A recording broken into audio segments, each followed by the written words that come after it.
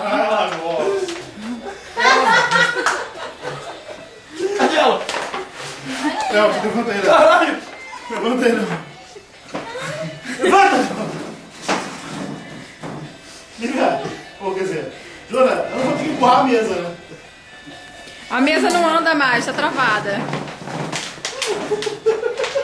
Não, é inevitável. O que eu fiz agora? Senta aí, Rita. A gente tá comendo e bebendo. Caraca, ele destravou a mesa, meu irmão. Fala sério.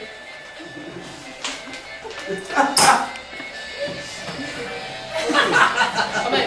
Vai, pode fazer uma vontade.